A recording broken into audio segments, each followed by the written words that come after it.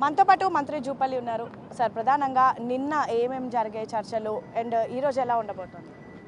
నిన్న జరిగిన దాని కంటిన్యూషన్లో ఈరోజు ఎంఓయూస్ ఉంటాయి. ఈరోజు మెమోరాండం ఆఫ్ అండర్స్టాండింగ్ చేసే కార్యక్రమం ఉంటుంది.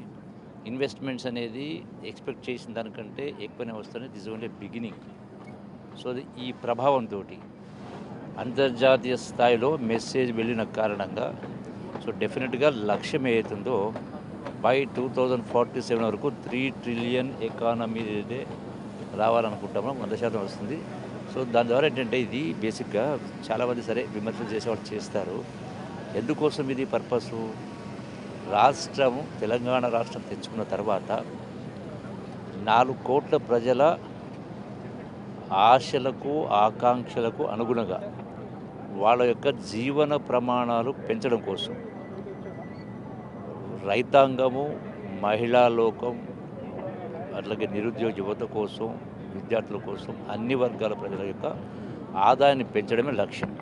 సో ఆ లక్ష్యం నెరవేరుకుంటుంది. దాంతోపాటుగా అంటే ఇవన్నీ కూడా రకరకాల సాధనాలు ఈ గ్లోబల్ దానిలో tourism also is one of it. Sir, ప్రధానంగా తెలంగాణ రేపు డెవలప్ జరగాలన్నా మీ చూస్తున్నటువంటి టూరిజం డిపార్ట్మెంట్ చాలా కీలకం. తెలంగాణలో టూరిజం కూడా పెద్ద ఎత్తున ఉంది.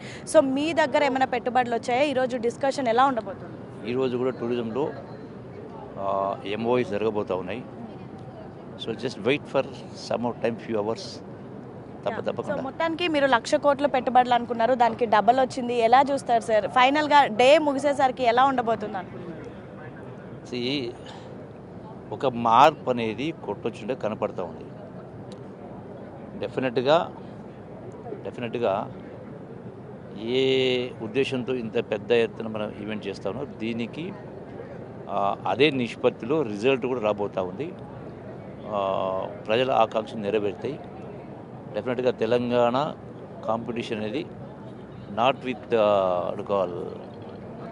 మన దేశ రాష్ట్రాలతో కాదు, అంతర్జాతీయ దేశాలతో పోటీ పడుతుంది. సో మొత్తానికి ఈరోజు మరి కాసేపట్లో టూరిజం ఏదైతే డిస్కషన్ కూడా ప్రారంభం కాబోతుంది. టూరిజం అనేది తెలంగాణలో చాలా కీలకంగా ఉండబోతుంది. ఎన్నో చారిత్రాత్మకమైనటువంటి ప్లేసెస్ ఉన్నాయి.